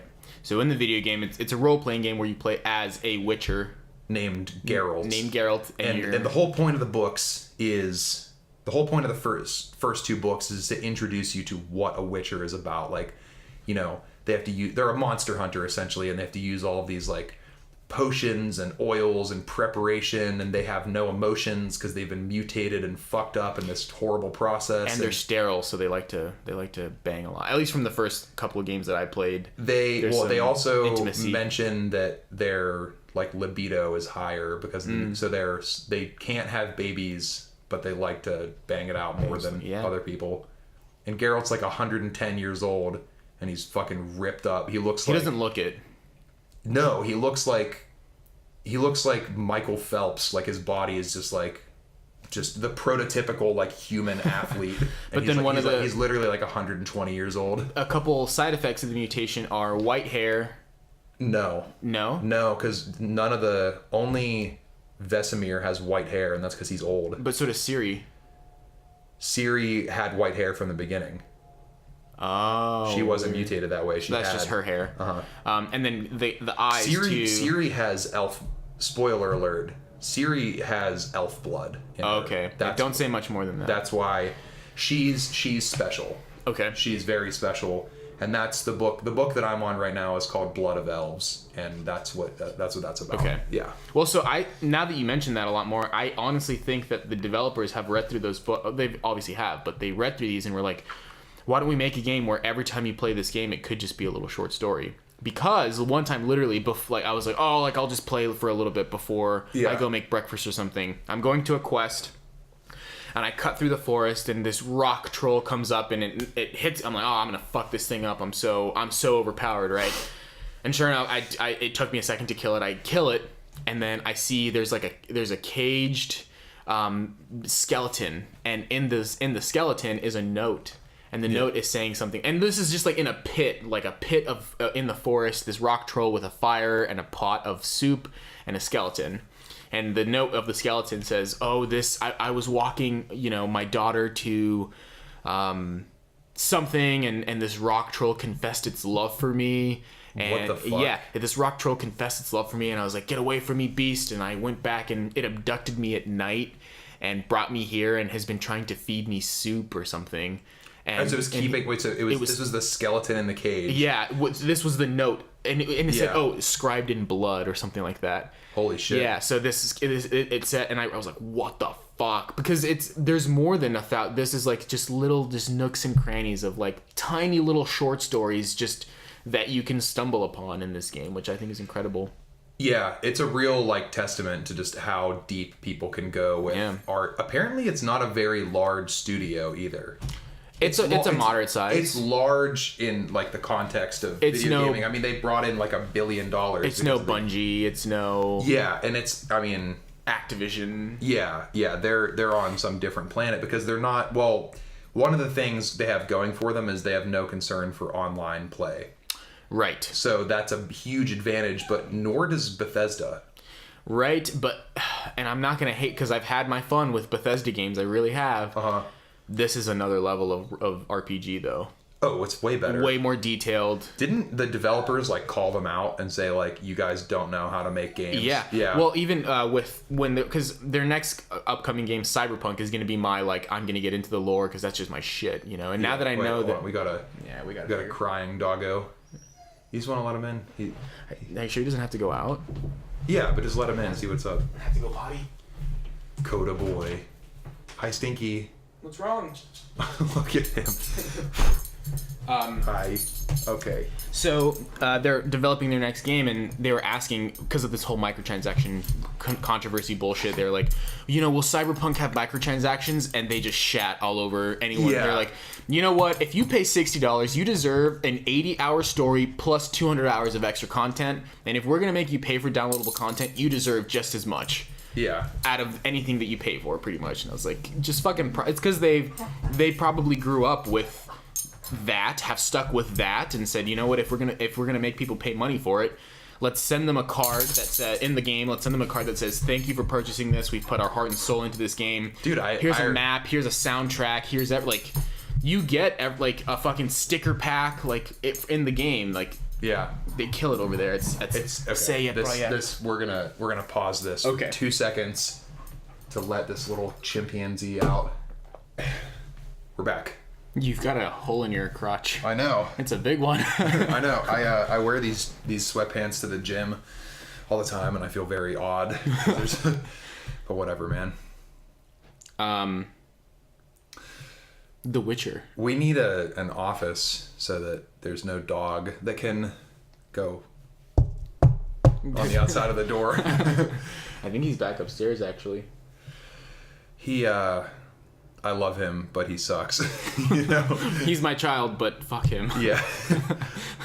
Man, isn't that how like every parent feels? That's what I assume parenthood is like, I put so much work into this, I may as well just keep going. Yeah. Oh, I read something, man. Oh, it was so funny. It was like this reality star was like, I think it was like a teen mom person or some shit like that. Which, by the way, God. calling them a reality star, like, Jesus Christ. Like, you got...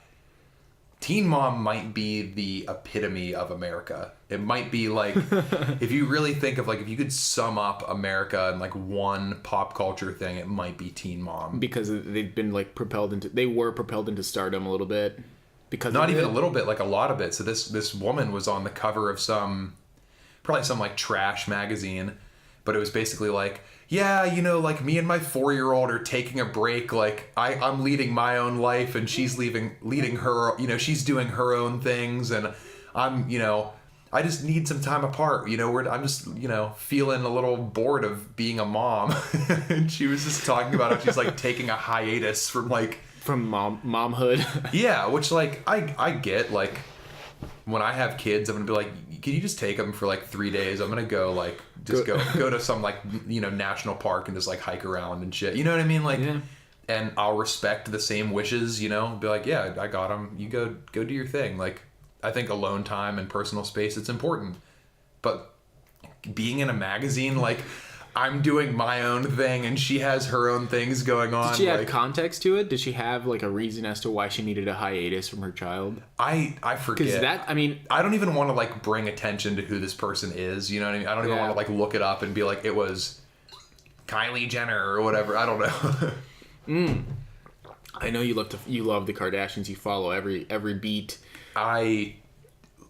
I can't stop following the Kardashians. I just can't stop it, man. I can't. I also just can't stop dabbing either. Jesus. It's just these it's one after another. Well, I can't stop dabbing on these Kardashians. If you didn't know, God help me. Kylie Jenner was pregnant or had her baby already. Wait, what? Yeah, Kylie Jenner had her baby already, and her fans started. You didn't know this? You legitimately didn't know this? So Kylie Jenner is with Travis Scott, the rapper. Yes, the rapper. She already had that baby? She already had the baby, yeah. So that was like last year. Time fucking flies, man. Like, yeah. Because I remember hearing... Literally like weeks ago she had the baby. Oh, I didn't... I'm happy I missed that. The way that she announced it. So over the 9 months that she was pregnant, she slowly stopped posting less recent photos or like daily photos. And would post like old, like, take me back to the modeling shoot, take me back to this trip, whatever. Yeah. Like, Did her plastic melt? You would assume. Did the pregnancy not bode well with her? Well, it was supposed to be kept exterior? It was supposed to be kept a secret because she's a child. She's like 12 or something. No, she's like 19, isn't she? She's definitely like legal, quote unquote. Well, she's legal. Yeah. That's not what is it. I think. Well, I mean, God bless Kris Jenner because she is just the smartest woman on the planet at this point. Oh yeah. not God bless her, but she is really, I mean, for marketing, man, like, as a businesswoman, she's a genius. Because, but at what cost, though? At what? Yeah. Oh, well, that's why I'm not saying God bless her, but just to learn from her, yes. Like, you can definitely learn from someone like that. But people try to learn from her, and they end up being these like 2-bit like copycat idiots on Instagram. Like, that's a good point. I can't even like describe to you the amount of people I've seen on Instagram, especially. I'm not a big fan of Twitter anymore. I probably will get back into it eventually, but like on Instagram, you see these people that are just like, they have nothing to offer the planet. The Kardashians have nothing to offer the planet. They're the royal family, man. They're easy to look at. That's all they are. No, they're not. Some people I don't think they're attractive. I know 10 people to year one, they're not attractive. 10 men will say Kim Kardashian's butt's the best thing in this world. It's not. Okay, hold on. You know? Those people exist, and that's why they make so much money. There's a video, if you look up on YouTube, not you physically, but just in general. Excuse me. It's like Joe Rogan talks about Kim Kardashian, and he nails it perfectly about her butt. He basically like breaks down like her build as like the worst. She's not athletic. She's not like in shape. You know what I mean? Like, there's a million different girls you can follow on Instagram that are in incredible shape, and they work their ass off literally to have this like perfect shape that sends the signals to your brain, and you're like, must get like that's what people admire, like, is the perfect proportions. And like, if you ever see like an unphotoshopped image of Kim Kardashian, she's like two sort of like poles for legs, and then this like big poop-filled diaper for a butt. Like, it's all fake. Like, even the images of her are fake. Like, but if you see her for how she really is, she just has a butt filled with fat. Like, it's not even. Yeah. She's like truly like, she is not attractive. Like, she is a monstrosity. Like, and that's her right to be a monstrosity. But she is like, in my opinion, just like, she's this weird like Frankenstein of a person that like Hollywood and fame and money created, and it's just like, just her as a person, I would say, makes me say she's not attractive as well. Is that you just see someone that's so vain and so like consumed with themselves, with like, haha, I'm gonna break the internet. Like, wow, your ego must be so stupendous that you think that a picture of your butt is going to shut down the internet. Like, yeah.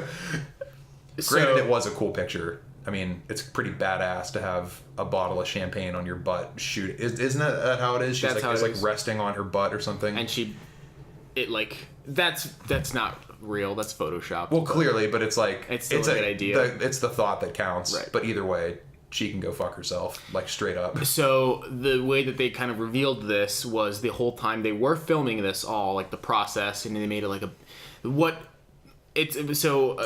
shout out to Allison. We were watching it together, my girlfriend Allison. We were watching it, and she was like, "Oh my god!" Like, and she was like, I think she was on the verge of tears too. I was like, She was like, "This is so personal." Blah blah blah. And I was like, "Oh, the baby video that they made. It's literally like so the video, and you can find it on YouTube. It's like 6 minutes long.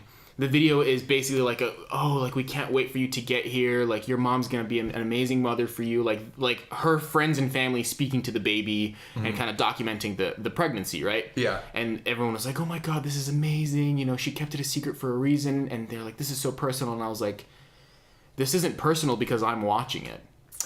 Yeah, this is now rebranding of the Kardashian. Exactly. Wow, they're no longer. Look, they've made such great strides. They're no longer superficial. Now they're doing all this cool, heartfelt shit because compassion and not personalization, like compassion and, you know, like thought are now on trend. Where now it's cool to care about stuff. So now we're gonna make like these. We can't wait to meet you, like, oh, little, and then we'll post little it to traveler, the internet. come here. The way that, and this is where I think that this was Kris Jenner's like little fuck up, was that should have been leaked. You know, that would have been, to me, I would have been like, if I was dumb and wouldn't have thought of it as like a marketing scheme, I would have been like, that's genius, because a leak means this wasn't supposed to come out to, and then that shows true compassion, quote unquote. But it's not, because leaks are almost always intentional, especially from the Kardashians. Well, hold on though. What you just said right there about her like consciously contemplating how they're going to release this baby video kind of makes me want to kill myself. Like, I gotta be 100% honest with you. I'm just like,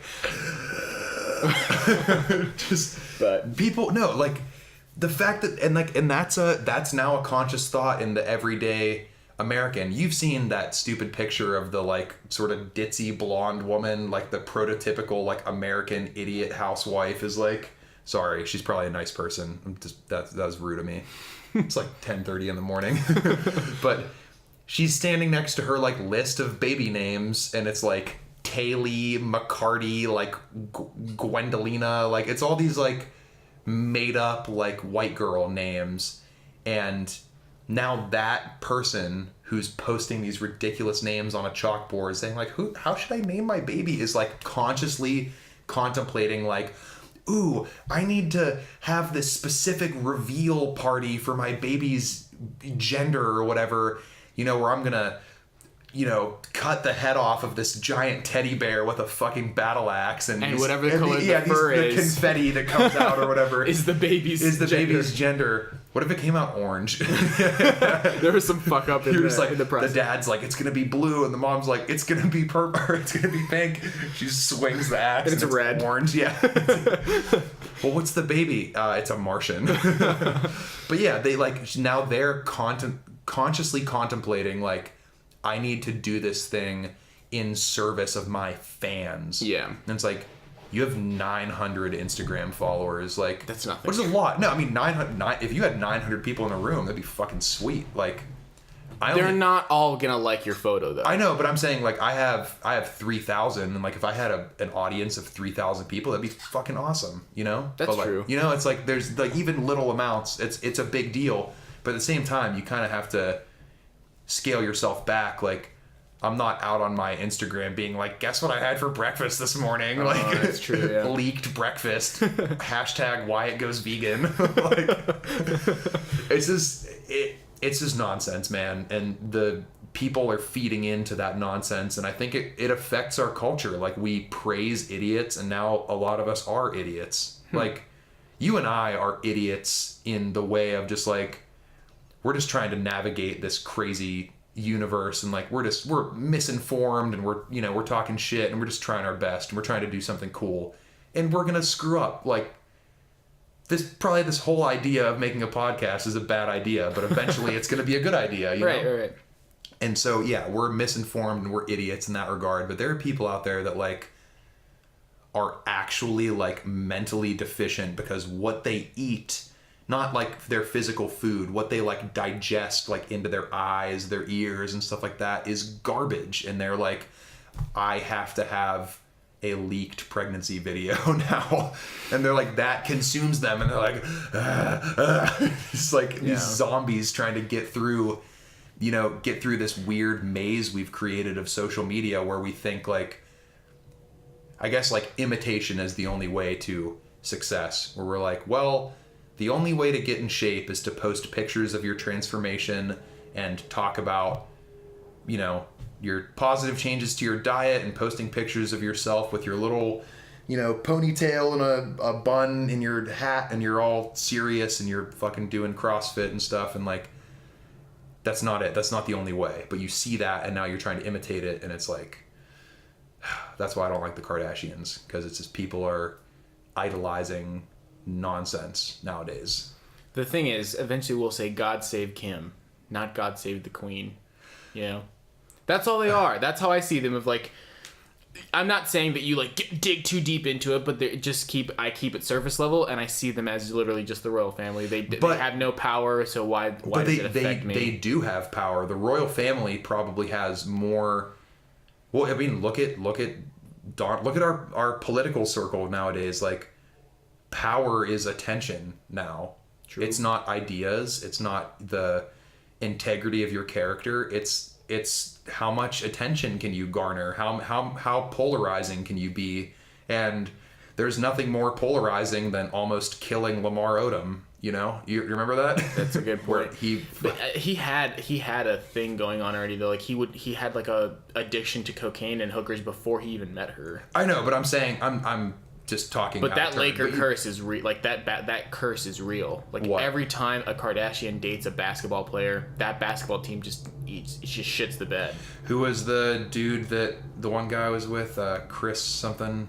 The one girl was with, it was Kim, Chris something, and their basketball team he wasn't really part of a good basketball team. He was just an attractive basketball player. Yeah. But it's a thing, like, and my dad has said it too. He's like, I hate the Kardashians because they ruined the Lakers and blah, blah, blah. And I'm like, okay, well. There's a lot more reasons to hate them for that than just destroying the Lakers. Yeah. Yeah, and you know, people will be like, well, you wish that you could be famous just for the sake of being famous. Like, maybe for like a month. You know what I mean? Like, it'd be boring. Yeah, like just having cameras following you while you eat a salad. Yeah, you just accumulate all this money and you just talk about nonsense. Yeah. You're just like, it'd be cool. It would have been sweet in 8th grade.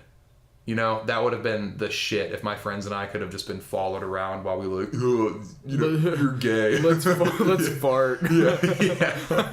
Just like the lowest hum of human frequency we could possibly be. Like, yeah, that's all well and good, but like, jeez, dude, my blood boils when I think about them because I'm just like, and then they did it to the little ones. They had the like 2 sort of like goofy girls, Kendall and Kylie. They were goofy. They looked just like people, you know. They were just kind of like, like, you know, they hadn't been touched by the cold steel of surgery yet. Like, they were just people. One of them still is. She's a model, but doesn't look like her. Like, so Kendall is the like Chanel Vogue model. Like, she's a supermodel at this point, but she doesn't have. I mean, from what I can tell, doesn't have any plastic surgery. Versus her other sister has been very tainted by her sisters. So Kylie's the one with the fake butt and it's like the lip challenge where people are like fucking up their faces, sucking into a cup, trying to make their lips expand and stuff. That's a real thing, man. It's disgusting. Yeah. Okay. So that's what I'm talking about. Like you're not okay. Like, you might say a doctor or someone might go, it's physically harmless to put a cup up to your mouth and suck into it and, you know, cause the blood to your lips to all, you know, go there and make your lips swell up. But like, don't you think that's affecting that person's consciousness just a little bit? They're like, and they you know, do that with their thing and they look in the mirror and they're like, and they just, don't you think that's affecting them a little bit? Like, yeah, even if it's like 1 fraction of 1%, you imitate those things enough time. You're like, I gotta do the ice bucket challenge. And all of a sudden you're just like, God, I think that the frequency that people operate at is, and I'm not talking about like a physical frequency. I don't know any of that stuff. And people are like, well, actually, the most grounded and spiritual people operate at this frequency. Like, I don't know anything about that, so I'm not going to talk about that. I'm just talking about pure, like, what level are you thinking at? And I don't think that you and I think at the, like, we're stupid compared to like the high levels of like philosophical scientific thought out there. I agree with that. You know what I mean? Like, there are people out there that are putting together ideas that I won't even pretend to understand. But when I feel like the average like hum of just America, especially just because I live here, I can't really tell what the rest of the world is like. But Jesus, dude, it's kind of scary when you think about that. Where like the Kylie Jenner lip challenge probably trended 100 times more than like prayers for Las Vegas or whatever, you know? That's a good point. Which is a whole other thing that I want to get into, is the whole thought, not now, but like the whole thoughts and prayers thing drives me fucking crazy. I get it that it's like a good thing, you know, it's like a good thought. Good intention. It's a good intention, but it's like, what is it doing? You know? But at the same time, like, I guess the best that you can do is raise awareness. Think about it. You know? Yeah, I guess so. I guess it's kind of like this uneven thing for me where I'm kind of like, but all right, is the best, like, you know, the average person's not going to go fly there and give blood, you know? Right. So, but anyway, it's kind of concerning the way social media ebbs and flows like that, you know? But, you know, We just got people with fake butts out there ruling the planet. So, but what I was saying though is I disagree when you say that they have no power. I think they have more power than... I guess I should say, yeah, they have no power politically, but culturally, there's a lot of power there. If they were smart, if the Kardashians were smart, they would rebrand themselves as like the woke family. You know what I mean? No. They would rebrand themselves as like they're out there going, if you want to keep seeing our butts, you gotta sign up for net neutrality. You gotta protect it. You know, like you gotta go vegan. You gotta start doing yoga. Like they would start a positive change in the world. They're never going to. They're just gonna be plastic and drinking champagne and crying about, what's that meme of Kim where she's like, she's like, just crying about something. Yeah, she's like in a dressing room and she's just crying like. Okay, hold on. Last thing, we got to wrap this up in a few minutes. Have you ever seen those pages on Instagram that are like bitch.queen? Like, it's just, there are these pages that are basically just like the embodiment of like the worst that like, I guess like that women can be to each other and to men and stuff like that. And it's like the most like vicious, like biting and like revenge stricken stuff. Like it's horrible. Like, and they have millions of followers because everyone's trapped in this dimension of like, oh, if you get me, I got to get you back. You know. So what's a post? A post will be like, when I might as well just look it up and just read one to me. It's like bitch dot, it's just like, it's all just like being like this. It's basically being a Kardashian, being like a blonde, like plastic, like, I'm gonna go out to the club and pop bottles and be shitty to everybody I meet because I'm better than you. I'm more exclusive. Look at me, like. Okay. And it's just like this hugely narcissistic, like, in my opinion, really like problematic view of the world that people have. I literally think if you just type in bitch, it'll come up. In the meantime, if you want to check out the podcast, check out lithograf.com/podcast.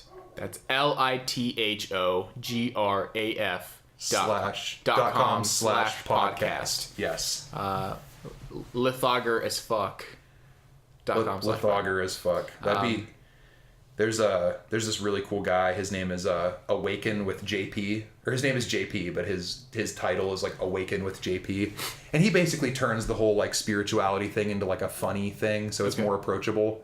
He makes fun of it and makes fun of himself while also spreading a positive, self-constructing message. It's really cool, and he has these shirts that say "spiritual AF" on them to kind of make it like, all right, you can be all yogi granola and stuff, but like, poke some fun at yourself. Exactly. So he has a that just reminds me of that whenever I hear AF. Okay, like this is like harmless, but this is kind of like how weak people have become. Just want to spend forever with someone who loves chips and queso and kills spiders for me. That's it. That's it. That's the criteria. Those are your ambitions. That's it. That's the criteria. Hold on, let me see. That has 50,000 likes.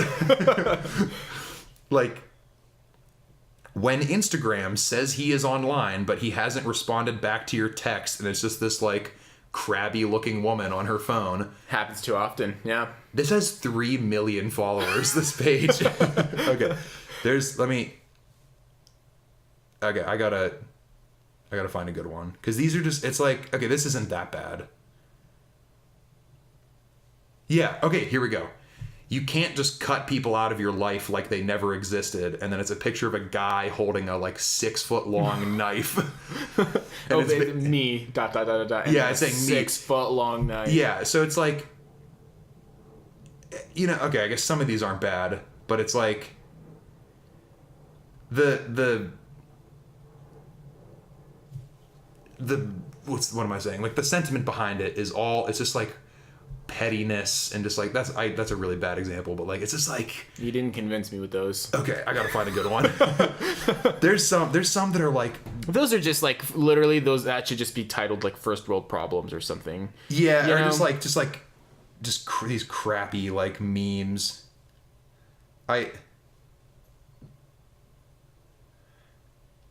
Yeah, I understand what you're trying to find though. You know what I'm talking about? Like, yeah, there's just these people like, okay, here, bitch quotes. This might be it.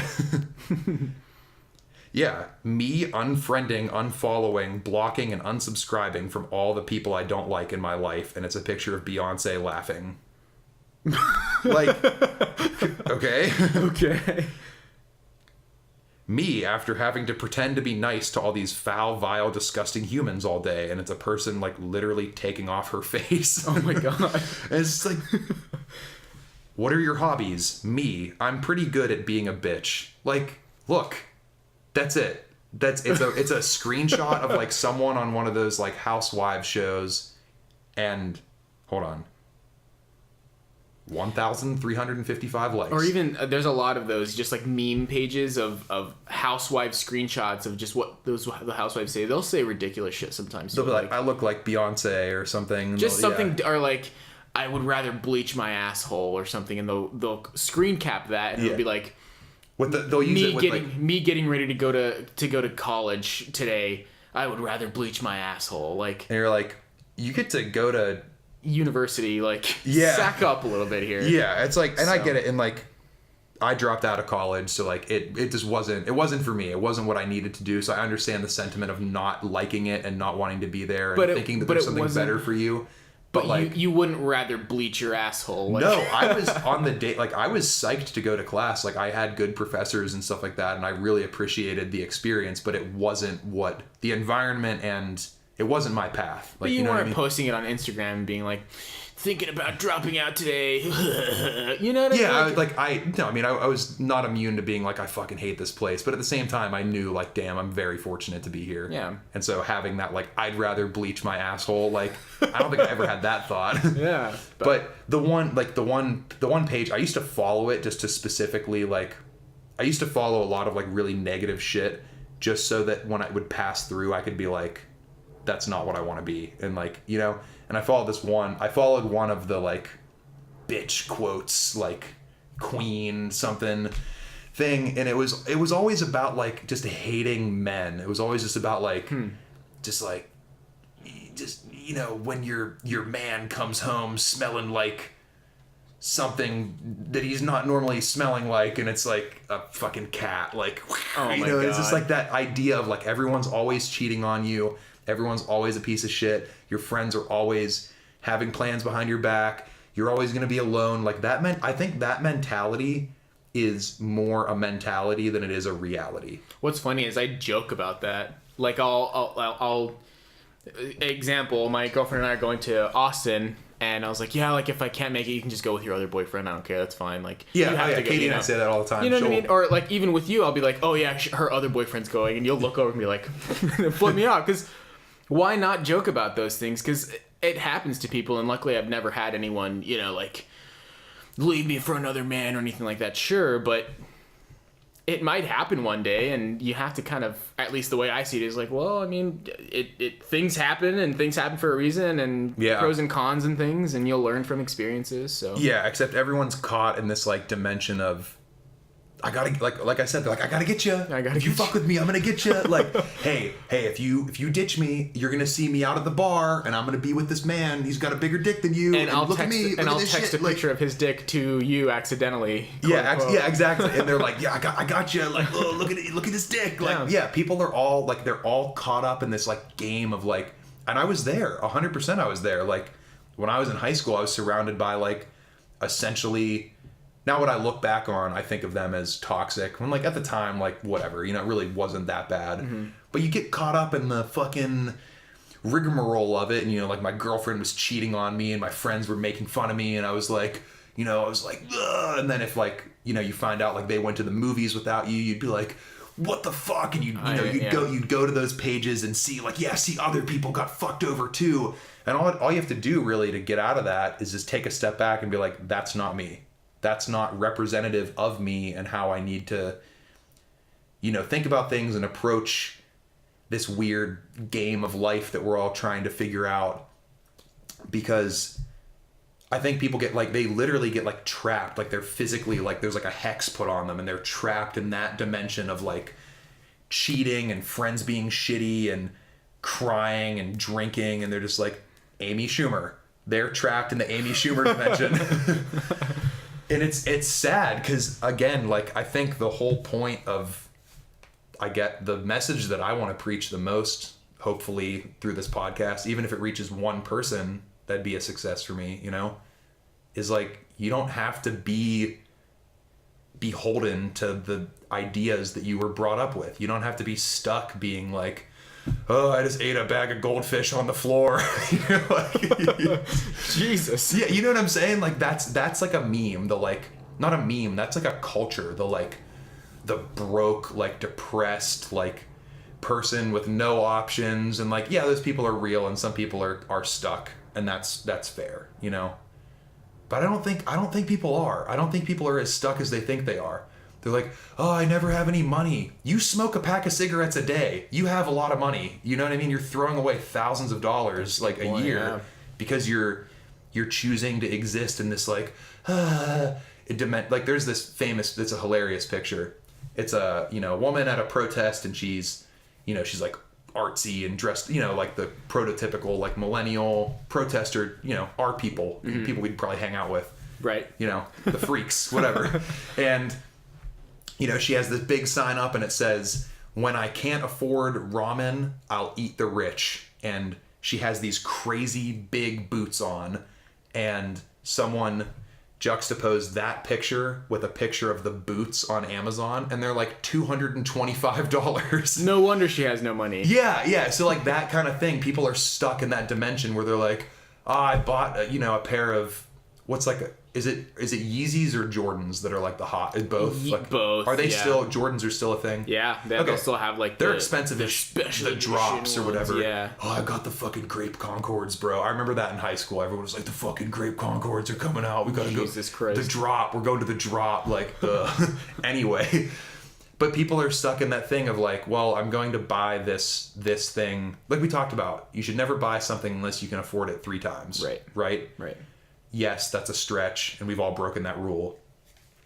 But, you know, they're stuck in this like, I gotta fucking, you know, I'm just always gonna be the way I am, man. You know, I'm just always gonna be fucking I can't even repeat it. I'm always gonna be just like eating fucking McGriddles and wiping myself with the bag. Yeah, they're always gonna be stuck like doing that thing, and it's like, it's not, you are not stuck. You're never stuck. You think you're stuck, but you're not. There's always a way. There's always a way out. There's always a way around it. Like, people are stuck in the Amy Schumer, Kim Kardashian dimension when they could be in the Dwayne "The Rock" Johnson dimension, you know? You know, eating fish and working out all day. Yeah. Having children. Does he have kids? He has a little pebble coming out, yeah. Well, I can't believe you. His wife's pregnant. I thought he had like a 20-year-old daughter or something. No, I think his wife's pregnant. I'm pretty sure he has like a 20-year-old daughter. He might like never talk about her. That'd be sad. Because he was freaking out about his new little baby about to come out. I mean, I would, if I had 12 children on the 13th, I'd be like, holy shit! Oh my god! Yeah, fine. Oh my god! Oh my god! What the fuck? But yeah, it's a crazy, you know, it's a thing. What's Dwayne "The Rock" Johnson's thing? His thing. Oh, the yin to his yang. Mm-hmm. We were talking about this last night. How like John Cena's he probably steals bread from grocery homeless shelters and stuff. He disguises himself and just takes like the whole pot of soup from the soup kitchen. Yeah, how like people, amazing, talented people are like severely imbalanced. You know what I mean? Like there's always a yin to the yang. It's like Bill Cosby. Like, well, he's the worst example probably because everyone held him at such an unbelievably high regard, and turned out to be like the biggest monster ever. You know, we were talking about like what is Dwayne "The Rock" Johnson's vice, you know? Which, by the way, we got to wrap this up. I got to go. Yes. I think Dwayne "The Rock" Johnson's vice is Dwayne "The Rock" Johnson has a foot fetish. That's not a vice. That's just him being a human. That's just him having sexual pleasures. Yeah. I think Dwayne The Rock Johnson. He beats up like PAs on the set. He calls it sparring. Yeah, he puts them in like the sparring suit, but he just fucks them up. Like they don't get like physically injured, but they're definitely like emotionally rattled. He can't use fake punching bags. He needs human punching bags. He's like, Daddy's gotta fight. He calls himself Daddy on his Instagram. Have you ever seen that? No. He's like, Daddy needs tequila, and it shows him on his jet with like a bottle of Patron. It's so fucking weird. I guess, okay, I think Dwayne The Rock Johnson's the only person on the planet that can call himself Daddy, and you like can't get mad. You're just like, all right, I guess you kind of win. You just at this point, unless God forbid, sex allegations come out for him, he can do no wrong. Really, he can just do whatever the fuck he wants at this point. Yeah. Yeah, I mean, he can make bad movies, and then he'll just make it one good one, and we'll be like, he's back, he's fucking back. Like he'll have that Rocky, but we'll think he's just plateaued the whole time. Which he's been doing decently. He hasn't made the last bad movie he made was San Andreas. I think what was the other? I didn't like Central Intelligence. Thought that was lame. Oh, I didn't watch Central Intelligence, so maybe yeah. Aaron Paul's the villain. Sorry. What? Yeah, I don't know. Okay, well. But anyways, you gotta go. I do have to go. I've got family plans, but if we had to, I don't want to wrap this up. We did 2 hours today. That was easy. That was really easy. Super easy. We talked about almost nothing. Like that's what is so amazing to me is I'm kind of like, wait, hold on, we barely even did anything. What has happened? I'm hungry though. I need to go eat something. Yeah, I stuffed myself this morning. I'm gonna turn that little man off. LITHOGRAF.com /podcast, or if you would like to contract from us a sexually transmitted disease. No, we will not give that. If you would like to contract from us video production services, lithograph.com is your one-stop shop to doing that. After listening to this podcast, I can't imagine you'd ever want to interact with us. But we do great work, and we're proud of it. And the website has examples of the great work, too. The entire website is based around the great work. And, we talk a lot of shit and probably are going to say a lot of inflammatory things on here. But at the end of the day, we just want to help our community by making businesses stronger, and we want to help the world the best that we can. The fucking world, Yeah, just like, it might be grandiose, and you might be like, wow, you think you're going to change the world with your podcast? Probably not. No. But maybe a little bit. I don't think changing the world is, I think just changing, person by person. That's what I'm saying. Good enough, that's the starting. That's the old adage. It's like not novice, what's the word? Like a naive man will think that he needs to change the world. And then a wise man will understand that he can change the world one person at a time. Right. There's a more in-depth thing where it's like, change one person, change your family, change your community, change your city, change the world. Right. And a naive person would think it's the opposite, that you need to change the world first, and then your family will be sweet, when that's not the case. So that's why I'm always pushing for excuse me. Jesus. That was like a multi-level burp. I'm always pushing for people to just try something new. Try to do something a little bit different, You're not going to be perfect, and it's going to suck, and we suck at this right now, and it's really scary, and we're putting ourselves out there for the planet, but that's how this starts. That's also why we're also recording a second podcast in literally like 8 hours. Yeah. 7 or 8 hours, because there's no other way to get better at something than just to keep doing it. Yeah. So, I hope no one ever listens to this podcast, but I hope that 1 million people listen to it at the same time. Interesting. You know what I mean? It's like, it's just going to be weird, and we just got to own it. Exactly. And when the Twitter trolls come after us and like, oh my God, you're attacking Amy Schumer, she's a goddess, we just got to be like, you know what? I just don't like her. Sorry. I'm just listen to the podcast. I bet, I bet she's really fun to hang out with, to be honest. Like a total side note to it, I bet she's like fine. It's just the act that she puts on. Yeah, weren't you saying that last night, that you think that it's an act? It's her act, and that's a lot of comedians. I'm just, look at me. Yeah.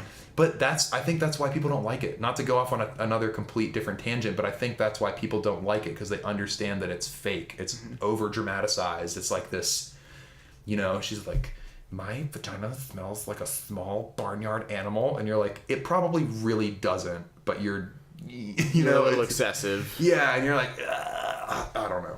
It doesn't matter. That's her. She's a human. She's in the simulation too. She's allowed to do it. She's allowed to have thoughts. She's allowed to have thoughts, but I'm allowed to criticize it. You know, right. I'm allowed to be like, I don't think that's what girls need to see growing up. They probably need to see someone like the embodiment of like Lara Croft, the new Lara Croft, not the one with the giant boobs that was objectifying and misogynistic. Yeah. The new badass, independent, CrossFit Lara Croft. CrossFit. Yeah, she's out with here your arms up. Yeah, she's out here doing pull-ups and shit. Like, yeah, I don't know, man. I think we actually kind of stuck to a theme today. Influence. We started and ended with Amy Schumer. I know, but like it was all about how Amy Schumer influences women, then how Black Panther influences, well, both black and any community, really, kind of. We sort of touched on all that. And then how like the Kardashians influence social media and shit. Culture and stuff too. Yeah. Hey, we did pretty good. Maybe. Slowly I'd give it but a 2 out of 10. It's a little high. Yeah, a 1.8.